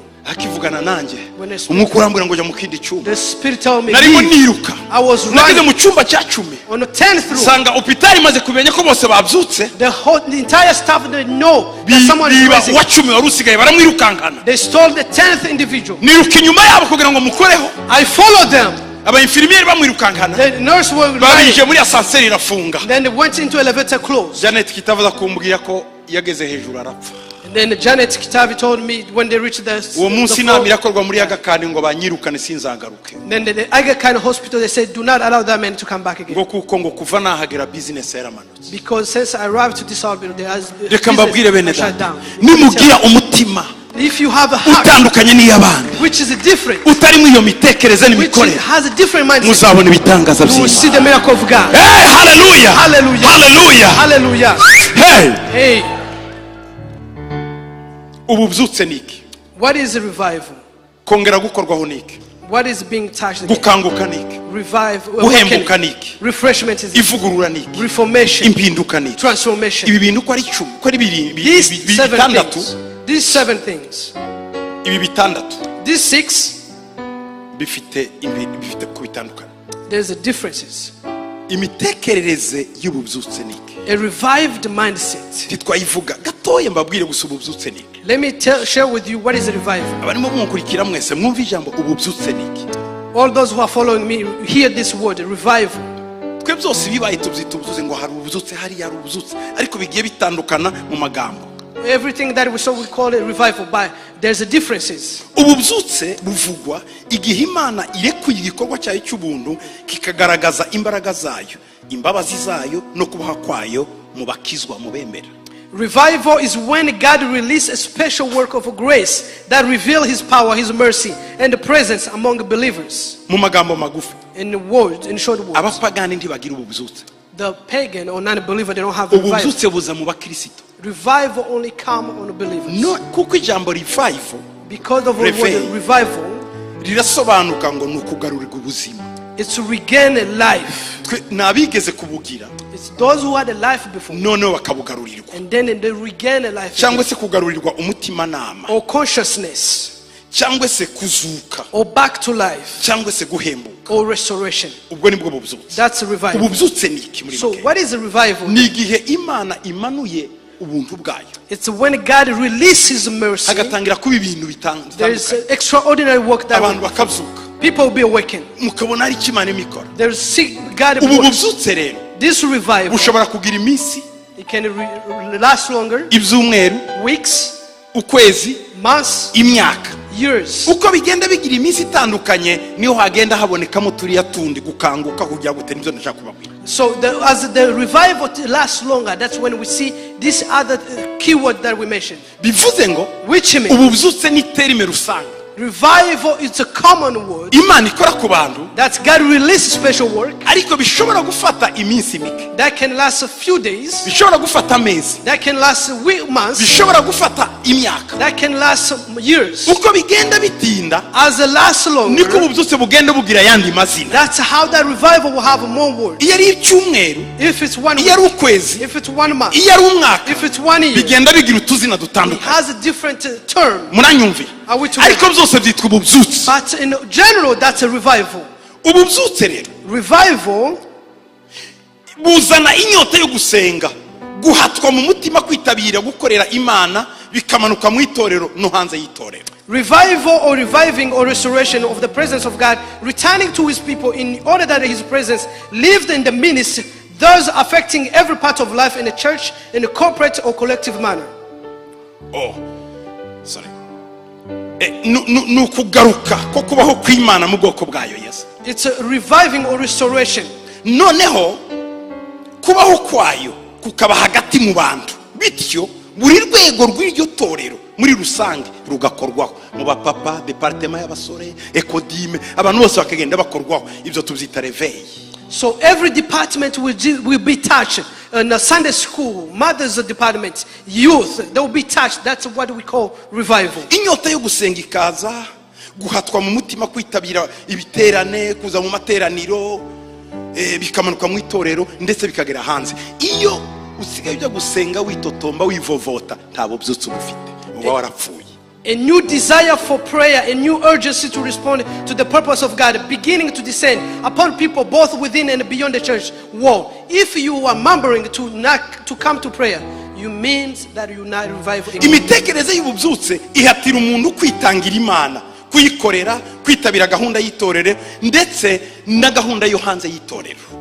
A revived mindset stir up the fire in someone's heart to wholly serve the Lord and follow all church activity within and beyond. Nta kintu kigoye There's nothing ko more. kuyobora itorero rifite abantu batari mu bubyutse. That's leading a church without people who are revived. Ni nka Mose kuyobora Abisirayeli batari mu It's bubyutse. like Moses leading Israelites without Hari being icyo revived. bamukoreye, There's something they done. bamubujije kwinjira i Kanani nabo ntibinjira. They hinder him to enter to Canaan, and them as well they did not able Ni ukuvuga ko to. iyo umwuka wo gupfa uri mu rusengero hatari ububyutse, n'umuyobozi aba affected nawe hakabubwa atinjira no mu masezerano. If there is not a revival in the church, even the leader will be dead, will be killed because of that spirit in the church. Niyo usanga abapasiteri batangira gutegura amatema avuga ngo shukurani ya punda niteke. Kubera iki? Kuko baba barumye mu mitima, barumishwe n'abakristo. That's why you started a pastor starting to start a sermon saying the thanksgiving is by the kick of the donkey. Yeah. Pastor akigisha ngo mwese musubireyo ngo ishimwe ry'indogobe no mugeri. Ngo nibyo twiga uyu munsi, nukuvuga ngo muri we abafite imigeri myinshi bamuteye. So the pastor will start sharing the theme, the thanks of thanksgiving that we have. It's a kick of a donkey. That's what the sermon will be. That's because the pastor has been wounded. Imitekerereze y'ububyutse rero, The renewed mind, iyo uri mu mutima wawe, if it's in you, witabira igikorwa cyose cy'umurimo w'Imana. you will respond to any activity of the Niyo bagutumye gukora ibyo utashinzwe mu rusengero, ubikora unezerewe kuko wumva ubihatirwa. Even though they delegate you to do something in the church, you will do with the thirst, you will do it with the hunger. Iyo ufite imitekerereze y'ububyutse, When you have a revival gahunda mindset, zose ukora ushiramo n'iz'umurimo w'Imana. Every schedule that you have, you include the church activity. ndajya ku kazi, I will go to njye work, ku ishuri, I will go to school, ndeba abana, I will look after ndamutse children, inshuti, and then greet others, no muri repetition, and then practice, no ku gicaniro, and the altar. ndetse n'amasengesho ya mu gitondo, And nabyo biba gahunda. It become your schedule ariko iyo routine. udafite imitekerereze y'ububyutse, But if you don't have revival gahunda mindset, yawe yose urayirangiza ukabonamo akadirishya k'iby'Imana. and you will schedule full pack to your schedule without having any window for God. Reka tujye ku mitekerereze ya gatatu. Let's go to the third mindset. Ni imitekerereze ivuguruwe, It's a renewed mindset. nicyo twita hano ngo renewal. Iyo wumva bavuga ngo hari renew mu gihugu, haje renew cyangwa se outpouring, haje gusukwaho, cyangwa se byitwa ngo gukorwaho kandi. So this renewal, that's when the outpouring, this is another term we use. Uzasanga abantu bavuga ngo hari renew, hari ugukorwaho kandi. There is a renewal. There is a renewal taking place. Gukorwaho ni iki? Cyangwa se kongera gukorwaho ubundi bushya. Or being touched again. Kongera gukorwaho ni uburyo bwo kugirwa mushya mu mwuka tubiheshejwe n'umwuka wera. It's a process of being made spiritual new in the Holy Spirit. Ibi biza ryari? When does this come? Mu gihe abakristo bacitse intege mu gukorera Imana, nicyo gihe Imana yongera kubakoraho, ikohereza umwuka ubakangura, bagahabwa imbaraga zo kongera gukorana umurava. Renewal is when committed Christians are worn out for laboring in the Lord, and God sends a spirit of refreshment that restore the vibrancy. Ukabona umuntu araje mu gitondo, You will see someone come in the morning, ngo Pastor, twarimo tuganira n'abandi ba papa, I will share with other men. twumva tugize isoni kweri, We were very ashamed. uzi ko tudatanga icyacumi. We don't give a tithe. Kandi icyo gitekerezo cyanjemo That mind has come to me, sanga na Rwibutso aragifite, and the Rwibutso has the na same, na John, and John, ndetse sanga na Iva iragifite. and Eve as well. Turicara turavuga, And then we sat down and said, ariko ibi turimo ni ibiki? what is this? Uwo ni umwuka wari new watangiye kubaza. That's a renewal mindset has come. Abamama bagahaguruka, The mother was stood up. ariko uzi ko tugira itorero ritagira igicaniro, We have a church without an altar. mwaje tugasenga. Can we come together and pray? Ukabona abamama bashizeho umwanya wabo wo gusenga, The mother will include the time to pray. bitahabaga That thing, that umuntu schedule was akumva not. agize ikimwaro You kuko will be atihima. ashamed because you now dedicate to God. Ubwo ni ububyutse buje, This is the revival coming. ariko buza ku bantu bari baracitse intege. But it was when the people were burned out. Donc hari igihe umuntu akorera Imana bwacyo ukumva urananiwe ngo ariko nzakomeza nkora njye nyine, reka nanjye mbivemo. And then you'll be worn out, and then you say, let me go depart from this. Muribuka ubu bubyutse en fait ngo mu gihe abakristo bacitse intege mu gukorera Imana, kuvuga ngo sinzongera no gutanga, sinzi naho amaturaje, sinzongera no gucacumi kucyohereza, mfite n'imfubye muri Afrika. Utwo dutekerezo twose n'utwo gucika intege. Iyo rero wongeye gukorwaho, wongera kwibuka kwitorero ribaho, wongera kwibuka ko umurimo w'Imana ubaho. Iyo niyo gukorwaho kandi. When a renewal has come to you, the Christian worn out, when the renewal, they will start sharing, I haven't done this in the church, I haven't done this, I don't give tithes accordingly. Now the money that I was sending to orphans, I'm about to dedicate to church. Muraza That's kureba renewal. mu Bami ba mbere 19 muraza kuhareba. In the first King 19, 4:8 4:18, Eliya amaze kwica abahanuzi, after Elijah killed the amaze first gukora prophet, umurimo ukomeye, umuriro wamanutse, after doing such extraordinary imvura works, yaje, the fire has come down. yaguye umwuma mu mwuka, He warned out. yumvise gusa ijambo rya Yezebeli ngo nzamwica. He heard the one voice of Jezebel, I'll kill you. Ava i Karimeli He moved from mu Carmel majyaruguru, in the north. agenda wenyine n'umukozi we kuzagere fa i Berisheba mu butayu. He Urugendo rw'iminsi 3. went all the way south with his servants. Uzi icyo yari agiye gukora? Do you know what he went to do? Kujya munsi y'igiti cyitwa umurote kugira ngo yiyice, He went into the wooden tree, broom tree, kugira ngo yiyice. so he can kill himself. Arangije abwira Imana And then he told God, ngo nyica ndananiwe. God, kill me. Hari igihe I'm umuntu worn akora umurimo out. w'Imana ukumva ugize decouragement kubera amagambo, kubera abantu, kubera batagushyigikira, kubera batakumva, ukumva ukitse intege. There's a time where you will serve God until you worn out, and then you say, I'm done. Ariko But wari mu bubyutse, we were in a revival. ibyo wari ubikoze umwaka, You were doing this in imyaka 1, ibiri. 2 years. Donc ububyutse bwawe bwari bugeze So kure. the revival was Ariko so ukumva long. igihe kimwe ukitse intege, And then you worn out. tubugisenga, You're not praying no more. tubukitabira amateraniro. You don't congregate no more. Donc iby'Imana ukumva birasa n'ijambo, The word, ugatangira kubona utu excuse. you will see excuses. Niko Eliya yarameze. This is how Uzi Elijah icyabaye? was. Do you know what happened? Marayika aramukanga, The angel wakened him. aramugaburira, He fed him. arongera ubwa kabiri, He sent to ubwa him. gatatu ngo aragenda. And then the third ngo iyo mpisha yigiraho iminsi 40. And then for that certificate, ahita ajya mu 40 years. butayu gushaka Imana. And then he went into the wilderness Imana to seek imusangayo. God. God visited yari him. yongeye gukorwaho. He was renewed. Hari igihe rero mu buzima bw'umuntu In the life of wongera gukorwaho. you will be touched again. Shagi utangiye gukorwaho kandi When you start being touched, jya umenya ko ufite imitekerereze itandukanye. that you have a different mindset. kandi Imana yakwinjiza ikanana. And then God will lead you into Canaan. Ese waba waracitse intege? Have you been discouraged or worn Isengesho out? ryanjye My prayer, ngo wongere ukorweho. be touched again. wongere ukorweho. Be touched. wongere ukorweho. Be touched. Marayika w'Imana The angel of the azana Lord, ibiryo. he brings food. Ibiryo ni iki? What is food? Ni ijambo ry'Imana. It's a word of God. Ukongera guterana n'abandi. And then you congregate Ukongera again. kujya ku gicaniro. You will go to the altar. none ukongera ukityaza gahoro You gahoro. will sharpen yourself mu again. gitondo kimwe And then one morning, usubira mu mavuta yawe. you will go back to your uko anointing. yasutse amavuta ayasuka kuri Elisha, Because he anointed kuri Elisha again. Hazayeli, And Jezreel. kuri Jehu, And Jehu. abazakomeza umurimo. And then they'll continue the work of God. kandi Jehu And Jehu, niwe uzica Yezebeli. he was the one who will kill Jezebel. ni amavuta yari yara It's the anointing from yo kwica Elijah Yezebeli. to kill ariko Jezebel. umuhungu we mu mwuka But his son is aramutuma spiritual. musiga amavuta, He anointed him. ashiraho n'umwami w'Isiriya And then he anointed the kugira king ngo of Syria. ntazarwanye Isirayeli. So he will not fight against Israel. asengera Elisha He prayed over kugira ngo Elijah. naramuka agiye mu ijuru azakomeza When akazi. he departed, he Ivyo continued. yabivuze He saw this avuye mu gusinzira, when he was asleep. yongeye gukorwaho. When he Oh, haleluya! Hallelujah. iyo twongeye gukorwaho when we are touched again, dukora imirimo itandukanye. we do reka extraordinary Imana work. yongere ibakoreho. May God touch you again. tujye ku mitekerereze y'akangahe ya kane. The ni fourth, imitekerereze ikangutse, it's awaken mindset. iyo twita awakening, gukanguka. Awaken mindset, nivyo abarundi bita ikanguro. which is called ikanguro awakening. ni iki? What is awakening? ikanguro rivugwa igihe ububyutse bw'umwuka butemba buva ahantu bukagera mu turere two hirya y'aho ibyo bintu byabereye. Awakening is when revival spills over and begins affecting surrounding community. reka mvuge gutya, ibyabaye Asbury What happened in Asbury muri Kentucky, in Kentucky? mwumvise ko byageze Tennessee, You heard there was in Tennessee, byageze Ohio, in Ohio, byageze Dallas.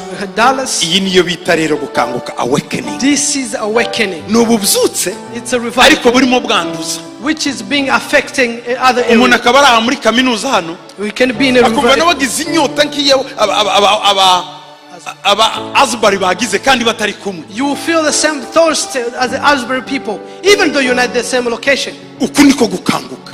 This is uwo mwuka awakening. uragenda ukora ku bantu batandukanye. This awakening spirit will go touching. Amen. Amen. muri Alabama, In muri Alabama, Tennessee, in muri Tennessee, Ohio, in Ohio, ndetse biragera n'iwacu muri Afurika. and we will reach in murajya Africa, kumva move igenda, and then we will hear abantu this move. bakomeza hirya no hino. You will hear this move ni go. igihe It's when- wowe iyo ukangutse When you are awakened, ugasengana n'umuntu, and then you pray with usiga someone, nawe yakangutse, they will be nawe awakened. yasengana n'undi And then when they pray, agakanguka, they will be nawe awakened. yasengana When n'undi they pray, they will agakanguka, be awakened. yasengana They will n'undi pray, agakanguka. they will be awakened. Ukumva ngo ndashaka kumera nkawe. I want to be like them. iyo nyota That igatuma thirst, bigeraho they will be nawe ukageza ku wundi. and then reach others. iryo ni ikanguka. That's awakening. reka gukanguka kutugereho, Let awakening reach tubikwize no ku bandi, so we can tubihe spread it n'abandi out, bose. so we can give it out. dore ibyo Imana yashakaga. This is what God is about. abavuye mu bihugu bitandukanye Those who came from different nations, mwarasengaga iwanyu kera, if you prayed back at home, yifuje ko mugera ngo mubyanduze n'abandi. and then wants you to reach here and then niryo affect kanguro others. Imana yashakaga. This is the awakening God is uko about. mwabigenzaga The way you do Imana back, ikavuga,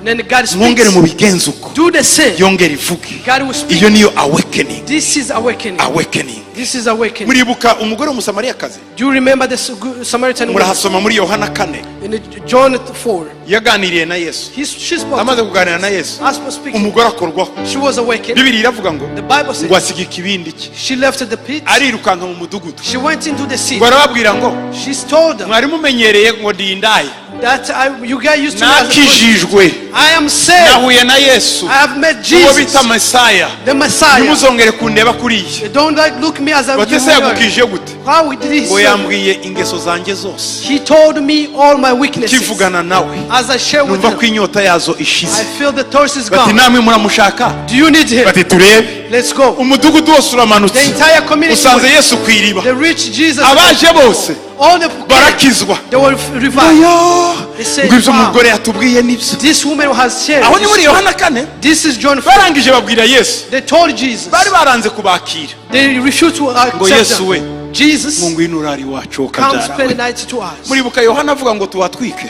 Remember John said, let's burn this place. bari baranze kubakisha. They refused to. Aha noneho Yesu agiyeyo. Jesus is going here. Umunsi wa kabiri The second ngo day, ngera urari, the other will ngo spend night again. umudugudu wose The entire community urakizwa. was saved. ngo noneho baravuga ngo And then they say, ngo si ibyo umugore yatubwiye it's gusa, not only the women, ngo natwe twamwiboneye we have seen us. twakijijwe. We have been saved. Iryo ni ryo kanguro, That's awakening. niko gukanguka That's awakening. umudugudu wose. The entire community. nanone waza kubisanga mu byakozwe n'intumwa 8:5, And you will see this in Acts 8, 8:5 no ku 8, 8, 5, ngo 8. Filipo atangiye kuvuga ubutumwa, As Philip went down the hill ibimenyetso n'ibitangaza to birakorwa. preach Christ to ku them. murongo urangiza 8 On verse 8, ngo haba umunezero mwinshi muri uwo mudugudu. there was a great joy in that city. umudugudu wose The entire w'isamariya city, bose barakizwa bagira umunezero. they got saved of great iri ni joy. ikanguka. This is a ndagira ngo awakening. turivane Bedford Let's look from Bedford, turigeze Euless, go Euless, dukomeze Fort Worth hose, Fort Worth. twambuke tujye Austin, Let's go Austin. ikanguro rigende rigere Oklahoma Revival came bivuye muri mwebwe. from you. iri ryo kangura Imana This is the ishaka revival God kuva mu wants. mutima wawe, From your mu heart, nzu yawe, in your mu family, baturanyi, in your mu neighbor, karere, in your city, muri state yawe, states, mu gihugu in your ndetse no hanze y'Amerika. and outside. Imana nibidushakaho. This is what God Woo, hallelujah. Hallelujah. Reka mvuge kwa gatanu, Let's go fifth. imitekerereze ihembutse. A refreshed mindset. Refreshment ni iki? What is Guhembuka ni iki? refreshment? What is refreshment? Ibyiza ni ibindi. This is a difference. Uzumva abantu bavuga ngo turi muri refreshment time. We hear people say we are in a refreshment moment. Kongera guhembuka, We are being refreshed. twongeye gukorwaho, We are being twongeye touched. gususuruka. We are being touched. Mu byakozwe n'intumwa In Acts 3:19 19:21, baravuga ngo it says, nuko mwihane muhindukire ibyaha byanyu bihanagurwe kugira ngo iminsi yo guhemburwa ibone ukwiza ituruka ku Mwana. repent therefore and be converted, that your sin may be blotted out, so that time of refreshing may come from the presence of the Lord. Guhembuka ni iki? What is refreshment? Ni ubuzima buza nyuma gato umuntu amaze guhindura ingeso ze n'imyifatire ye. Icyo gihe guhembuka biraza. A No refreshment kwizera is a state that occurs after people correct their conduct and behavior. Then the spiritual restoration comes back and the faith grows. iyo ku rugero Let's say, for example, wagiyaga ingeso zitari nziza you have a misbehavior, ariko ukajya imbere ya pasiteri and then you go to the cyangwa pastor imbere y'Imana or before God, ukazatura, and then you confess it. uhita wumva akanezero karaje, You feel joy, ukumva urasusurutse. you feel refreshed. Iyo niyo refreshment. That's a refreshment. Ni igihe umaze kwihana, That's when you have cyangwa se repented. uzarebe Or look, k'igihe utinze mu masengesho nk'isaha cyangwa zibiri, when you spend so many hours in a prayer, uvamo wumva unezerewe ukoze ikintu utaherukaga, you feel like you did something cyo extraordinary. ukumva urasusurutse ukunda akanezero You karaje. feel great joy. Iyo bayita refreshment. That's a refreshment. Ariko rero But iza iyo ukoze akantu gato k'akageso uhinduye. it comes when you change your behavior. Niba utarabashaga kwiyiriza If you cannot ariko fast, ukabona wiyirije burije utiyirije, and then you spend a day with uzi ko fasting, wumva wabwira umuntu ngo nabishoboye, You kajya feel- kanezero kakurimo niyo refreshment. you will feel like Wongeye you want to guhembuka share kandi. that I spent a day fasting. Ndagira ngo Imana iduhembure, May God refreshing utwo us. tugeso tugende, Those behaviors, ibyo bintu byatubujije umunezero bigende, those misconduct, twongere kugira guhembuka muri so we can twebwe, have a ngo refreshment. mwihane ibyaha mureke ibyaha byanyu, Repent therefore, ngo and be kugira ngo converted, iminsi yo guhembuka ize iturutse ku Mana. so that the time of refreshment may come from the presence of God. Uzi icyo ikora? Do you know what ngo it is? ituma Yesu Kristo ngo ari we wabatoranije kera, reveye irimo refreshment. Iyo urangiye icyo kintu Yesu ahita akugenderera. And when you finish the refreshment moment, Jesus will visit you. Amen. Aka ngahe kakari gatandatu Number 6, ni imitekerereze ivuguruye. a reformed mindset. Ivugurura, reformation, Reformation. reformation ni iki? What is reformation? Ivugurura ni igikorwa cyangwa uburyo bwo gutunganya ikintu cyangwa gutunganya umuntu ukuyeho cyangwa ukosoye amakosa cyangwa ugakuraho ibibazo bihari. Reformation is an act or process of improving something or someone by removing or correcting fault or problem and any fault you may have. Reforme ni ububyutse Reformation is a revival, ariko burimo gutunganya no gukosora amakosa yari aho hantu. that is improving the process the fault, the problem that was in that muri Tito situation. rimwe gatanu In Titus 1:5, Tito yarazanye reveye ya reforme. Titus was bringing a reformation revival. Paul yamusize ikerete kugira ngo atunganye ibyasigaye bidatunganye. Paul left him here at Crete so he can put back in order what was in disorder. Tito rimwe gatanu ngo nagusize ikerete kugira ngo utunganye ibidatunganye ukore reforme. For this reason I left you in Crete, that you should set in order. Kubera iki? Why? Ku murongo wa 10 On verse ngo 10, kuko ngo hariho benshi b'ibigande, hariho abashukanyi, ngo cyane cyane mu bakebwe bavuga ibitagira umumaro, bakita abakristo barokore ariko bagashuka abantu b'Imana, ngo bakwiriye kuzibwa iminwa, ngo kuko hariho imiryango y'abantu bubika bakayimaraho, ngo bigishiriza ibidakwiriye kugira ngo babone indamu mbi. Rero Tito ngusiza ngo urwanye iyo erezi, uzane reforme. Donc reforme ni réveil ikuraho amanyanga mu bantu. so reformation, the revival, it's when you change the order. On Titus 1:10 it says, for these are many disobedient, both idle, talkers, deceiver, especially those of circumcisions. Verse 11, whose mouth had been stopped, being survived households, teaching things which they taught not, for the sake of dishonest again. Bari bakijijwe abanyakerete These Crete people were saved, ariko nta reforme yari barimo. but they didn't have a reformation. Bagiraga amabandi y'abigisha They had bandit of preachers. bashaka kurya They want to eat bindamu zabo whatever they last, kandi abantu bakabyemera. and then the people will agree. Bagira abakristo rero They had babwiriza believers. gusa ibyo bashaka kumva. So they had a believer who want to hear what they want to talk Wazana about. ijambo ryo kubacyaha ngo turava mu itorero, When you're rebuking them, they say we'll depart from the bakagenda church. bashakisha amatorero y'amabandi abashimagura.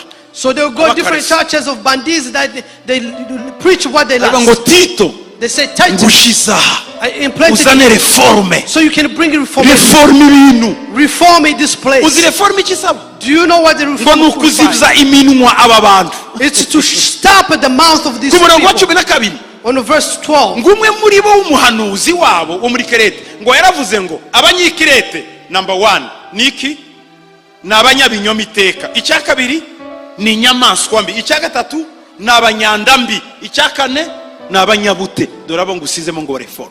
so this is the people where Titus were left in among.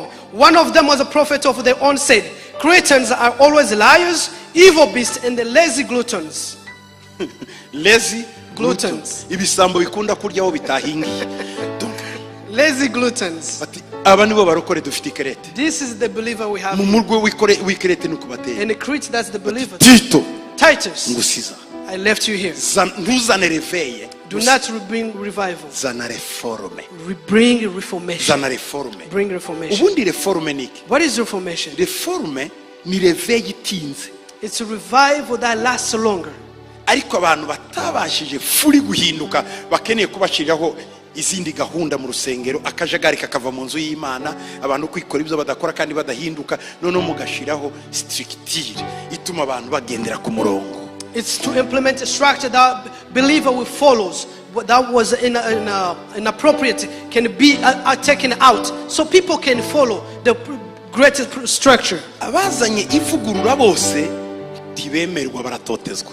All those who bring reformers were persecuted Kuko hari abo bambura imigati, because the people who are taking bread from. hari abo barwana n'imitekerereze n'imikorere y'abantu bari barashizeho kugira ngo uyihindure, rero barakurwanya. So in order to change this reformation, they will be against you.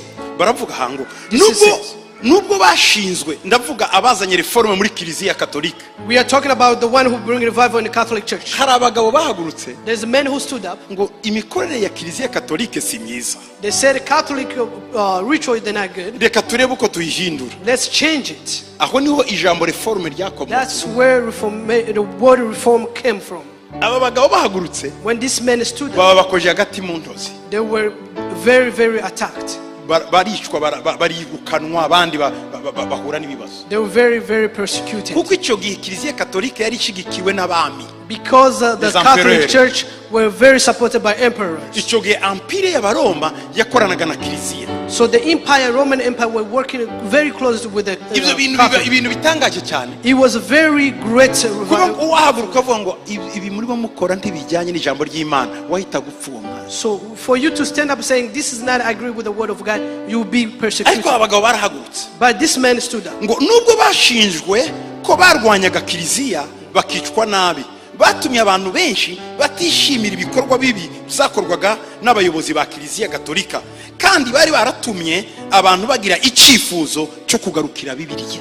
Donc ibyo bakoze bashize umwuka w'ikanguro mu mitima y'abantu benshi, batangira gusoma Bibiliya, batangira kubona amakosa batabonaga kera, nubwo bishwe bagatotezwa. Even though they were persecuted, this is what they did.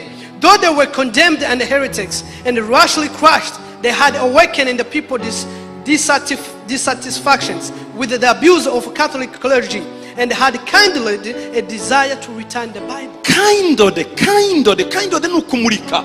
A desire to return to the Bible. Bashyize aba bantu nubwo bishwe ariko bashyize bamuritse urumuri mu mitima y'abantu ituma ngo reka twisomere Bibiliya kuko ibyo batubwira turebe ko bijyanye na Bibiliya. Iyo niyo reforme. They were able to kindle the desire to return the Bible. That's a reformation. Mu bagabo ba mbere babikoze ni bande? The first among them, N'uwitwa John Wycliffe. the John Wycliffe. Mu mwaka w'igihumbi kimwe magana tatu za mirongo inane In 13th century, yari umwongereza uyu mugabo. he was English religious. Havuga ati ibindi bishoboka. Kuki ikiliziya yirundaho ubutunzi n'imbaraga zose ntibareba ijambo ry'Imana bakava kuri doctrine n'ijambo ry'Imana. Uyu John Wycliffe ararakara cyane aravuga ati ibindi bishoboka. He criticized the wealth and the power of the church, upheld the Bible as the solely guided doctrines. Icyo yavuze Wycliffe, What he said, batereka dusobanure Bibiliya kuko uyu nguyu yarayizi mu kilatine Vulgate, asobanura Bibiliya mu cyongereza ayiha abongereza bati mwisomere murebe ko ibyo kiliziya babwira bihuye n'ibi. Aha niho batangiye ijambo reformation, ngo aba bantu bazanye ivugurura muri kiliziya ba John Wycliffe. So John Wycliffe was able to interpret the Bible, saying, let's spread out the Bible to the congregation. They were able to understand it, to read. What you share, this is not okay. Baramwishe. They killed him. He was able Yahise apfa to kill kuko him. empire yose aramuhagurukiye. The entire empire rose against him. Ariko abemeye ibyo yavuze But those who agreed, baramukurikiye. they followed him. Bitwa ngo ni abalollarde. They called them Lollards. Aba balollarde ni bande? Who are the Lollards? Ni ijambo ry'ikidace mu Kinerlande. It's a Dutch. Netherlands tongue. Lole. Role. Yeah. Abari lollarde. Donc ni ukuvuga ngo ni abakurikira amahame.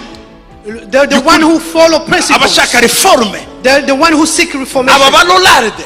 Which is Bahise Lollards. bakurikira ibi. They follow. Ubwongereza burikukira. Then England was Nicyo able to gihe get bwavuye muri it. Katolika Ubwongereza. That's when they depart from Batangiye gusoma Bibiliya. when they started reading the Baravuga ati Bible. ntituzongera kuja i Roma. We cannot depart to Rome Twe again. turatangira itorero. We started Niba church. itorero ry'Abangirika ryatangiye. That's how Anglican church Kuri uyu mugabo John Wycliffe. from this John Donc Wycliffe. ni abazanye reforme amavugurura muri kiliziya. They bring reformation in the Catholic Church. Ni wose wenyine. It's not only one. Undi nawe yasomye ibye yitwaga John Huss. The other one was John Ruth. Mumbabare mbabwiye amateka magufi gusa. Let me share with this with you. Kubona uyu munsi turimo dusenga ibintu byaciye kure cyane kuko icyo iyo wibeshya gatoya ukavuga ngo kiliziya katolika ibyo ivuze sibyo wararagupfuye. Hari abagabo b'intwari barimo ubuzutse badatinya gupfa ariko bamenyeshe ukuri. There were people fully filled with the Reformation who will stand firm saying, this is not okay. Allow me to share with you with this. Amavugurura niki? What is Ni Reformation? ubuzutse buza gushira ibintu ku murongo. It's a revival that brings things in order. Torero Church, muranyumva? are we together? Ndagira ngo wongere ucire reforme mu nzu yawe, reforme mu kazi kawe, reforme mu mikorere yawe kuko ikanani haragutegereje. Bring reformation to your house, to your church, because the Canaan is waiting for you. Praise the Lord. Praise Jesus. John Huss John Hus, yari uwo muri mucyo bitaga ngo ni Czechoslovakia kera. he was from a Czech country, former Czechoslovakia. Czechoslovakia. Bayiciyemo ibice ubu yitwa Czech He was Republic. Abana ntibazi geography. It was divided into two parts. Kera yitwaga Czechoslovakia. It was called Czechoslovakia. Ubu ni Czech Republic. Now it's a Republic of Czech. Uyu bamwita ngo ni John Huss. So John Hus, Uyu nawe yashimye ibyo Wycliffe yakoze. He supported John Cliff, what he did. arahaguruka abwira kiliziya He stood up, tell the Catholic, bati ibyo mukora si byo, what you do is not. murabesha mubesha You abantu. are lying to people. uzi icyo bakoze? Do you know what they happened? baramutenga. They excluded him. bamutenze mu mwaka w'igihumbi kimwe magana ane cumi n'umwe. It was 1411 that where it was excommunicated. bukeye baramufata And then later on they took him. bacana ikombe ry'umuriro baramutwika ari They muzima. burned him alive. nuko John Hus yapfuye. This is how John Hus was. havamwo abantu rero abitwa abahusi. And then that's when Husis came. baravuga ati twe turarwana. Who fight. bambara imiheto They took bafata arrows. intwaro They took baje arms. kurwanya kiliziya. They went to fight bati the twe Catholic. turemera imitekerereze ya Husi. We agree on whose thoughts. kiliziya ibyumvishe When a Catholic Church heard bati this, muze twumvikane. come, let's bati compromise. twe turashaka gukora iyacu kiliziya. They said, no, we're about to do babita our own. abahusiste. That's when they call Husist. mu mateka baba barahari. In the history, this bahita bakora exists. kiliziya itandukanye n'i Rome. So they made a Catholic, which is kuko baravuze ati mureke natwe twisomere bibiliya. they said, allow us to read the Bible as well. donc ubuzutse buraza. So iyi the yari revival- reforme yari mwiza mu mateka. This is a reformation that was taking place.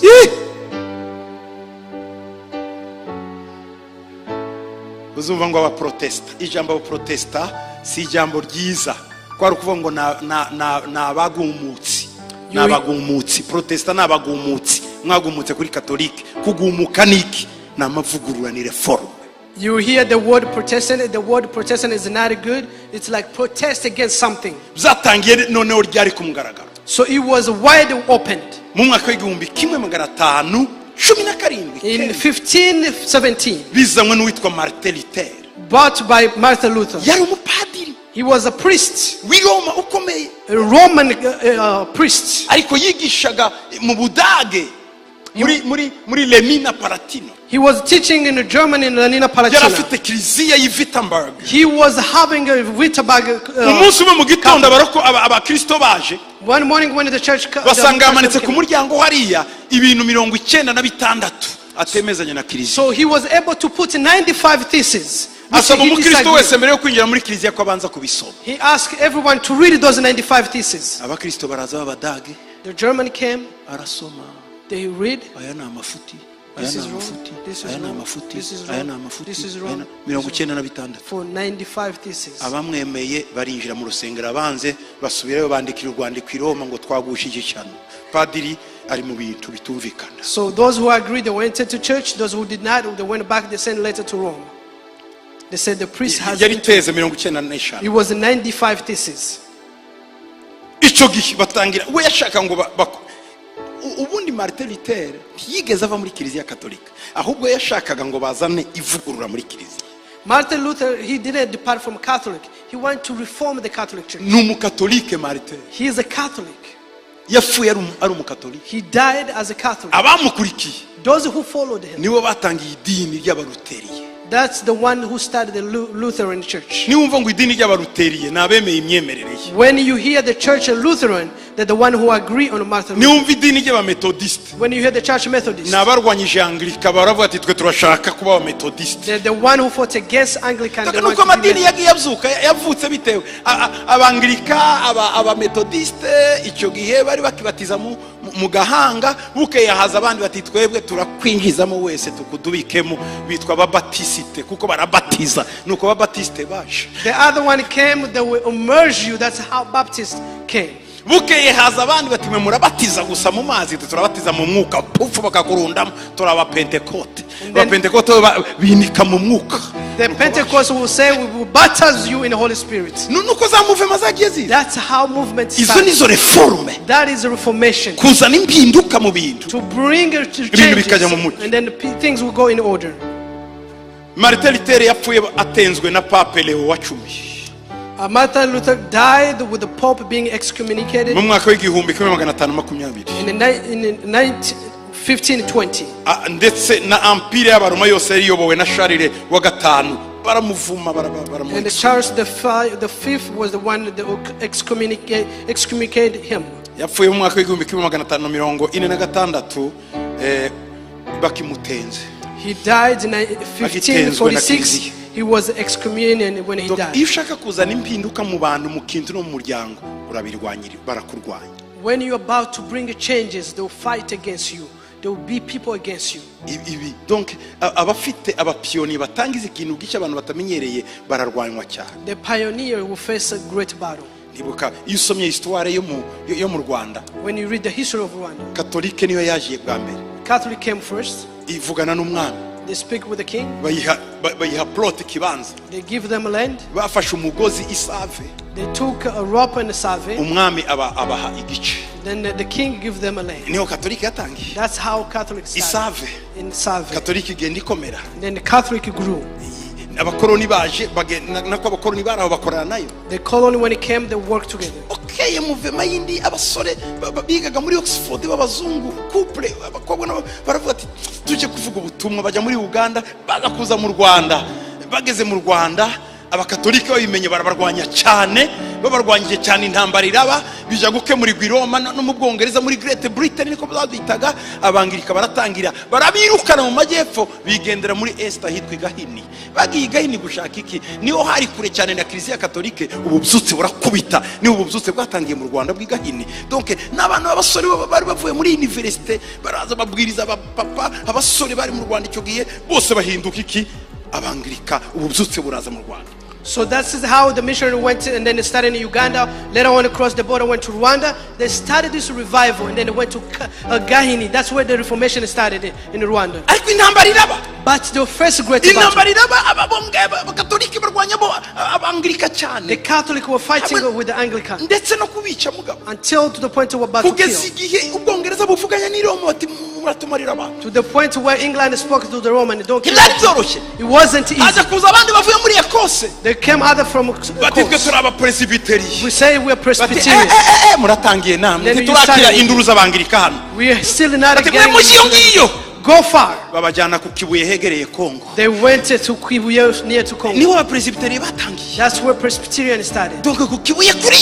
That's where far away in the Kibuye. Catholique yari muri sud na centre, naho abangirika bari muri est, abapresbyterian mujya muri west. Nuko that's how the country was divided. The Catholic was in the south, the Kibuye was in the others, in the east there was others. Bukeye haza abapentecote. The Pentecost bavuye muri Sweden. From Sweden. Bati naho mwinjirira. You cannot. Bari hakurya Bukavu. They were back in the baranyonyomba bukeya baje igihundwe cyangugu. They went slowly in the gihundwe cyangugu. Igihugu cyari gifitwe na Catholic. The country that was with the Catholic. Hirya yaho abapresbyterian. Presbyterian. Hakurya muri west, muri est n'abangirika. The Anglican in the east. Pentecote ya DPR ibura hwija. And then Pentecost they didn't have it. Ibyiganira muri Rusizi hariya. It was in Rusizi. Igihundwe aho niho bakomeza gucengeraho. That's where they were. Umuntu yaje mu kazi kigaragatangiza gaserire gato kadugudu niho batangiye utudugudu n'uduki. Igenda yinjira buhoro entering a little slowly by slow. Abapentecote baratangira. And then that's how Pentecost. Intambara iraba. The face Pentecote banga ko yinjira muri synode ya CPR. They cannot agree to Pentecost to be in a kunyuma yo kurwana no kurwana. After fighting. Ibintu biza kuba mujye mukurikira amateka. Follow the history. ADPR ikomeye cyane. This Pentecost iza kwinjira nayo muri movement. And then they entered the movement. Muri injira itangira kunyeganyeza. So the movement came. Bukeye haza abandi ngo nababature abaliberateurs. There was another liberator that came. Abasore bari bavuye kwiga muri Tanzania. They formed from Tanzania. Harimo ba bishop Gatabazi Jean. There was a bishop like Gatabazi. Bazana movement y'abassemblée de Dieu gato They came assembly of God. Yeah, baravuga ngo abature baje noneho tubarwanye. Ba Pentecote baravuga ngo dore. The liberator has came. Inzaduka zo mu bihe bya nyuma batangira kurwanwa The false prophet has come. Bagatabazi bararwana cyane. Gatabazi fought. Ararwana cyane. He fought. Batangirira hariya Kigali. They started in Kigali. Ariko wapi ibintu birakomera. It was very hard. Assembly de Dieu. Assembly of God. Irahungabana. It was a challenge. No kukuramutsa ntibakuramutse ngo ngo ninzadukiza ingizo bibiri yavuze ngo mu minsi ya nyuma. What the Bible says. Pentecote nono yabona bari nayo kabacyaha mu izina rya Yesu. The Pentecost will cast them out again. Cyane ko Gatabazi yari umwe mu ba Pentecote. So since Gatabazi was one among the he's depart from Pentecost. He was very persecuted. Nyuma y'intambara rero. After genocide. Haje mwebwe noneho. Then you timwambara ibitambaro You don't muriruka wear- kuri podium, You run on a mwambaye pulpit, amapantaro, you wear trousers, murabwiriza, you preach, abasore barabyina, people dance. muzanye kubyina bya bindi mu rusengero byari Bring a iby'ibwami. traditional dance. Sakirirego yaje This mu is izina a rya great Yesu. movement. Ndibuka I remember. amaseminari avuga ngo mujye kureba antikristo yaraje ari i Remera, ubwo twarimo tuvuga ubutumwa The Antichrist has come in Remera. Go watch. ngo babandi bo mu bihe bya nyuma. Those are an end time. Muri iyo minsi On that time, twari dufite amasengesho y'iminsi 75. we had 75 days of ngo prayer. mwari mwumva basenga iminsi 75, Have you tuzi heard iminsi someone- 3 tuzi 40 iri yivuye n'inzanduka za antikristo. Have you heard someone who prayed for 75? We heard 340 by Abantu 75. baje kureba antikristo They came to see the Antichrist. naho bafatiwe, That's where the guy bongeye revived. kugenda. They never departed. Ariko iyo ni reforme. That's a reformation. ubu Rwanda n'imbaraga zihambaye. You are facing a great ubwo battle. sinababwiye intambara abadivantiste bagize, sinababwiye intambara ababatiste bagize. Anyway, I didn't share with you nigisha the mu ishuri seventh rya day. theology I hano didn't share nuko the mbabwira Baptist. abareformateri uko byagenze. This is just a few of a reformation took place. Mujye mumenya kubona uyu munsi abantu tugeze aha baba baraciye mu bintu byinshi. Know the history to see people stand here. They have Nuzana faced- impinduka wawe mu rugo umenye kuzarwanywa. If you bring reformation into your family, people will be against you. Komeza utumbira inyenyeri, But follow the direction of the star. uzinjiza umuryango wawe You Kanani. will usher your family into. Hallelujah. Hallelujah. Akanyuma ndarangije, The last one, munyihanganire gatoya. bear with me. Ni impinduka, transformation. It's a transformed mindset. Transformation iki? What is transformation? Imikorere ihindutse ni iyi. What is a transformation? Afite impinduka niki? What is transformation? Ni igisubizo cy'ububyutse burambye, kuko mu mpinduka tubona buri rwego rwose rw'imikorere rwitabira gukora imirimo igaragaza kubaho kw'Imana ku kazi ka buri munsi.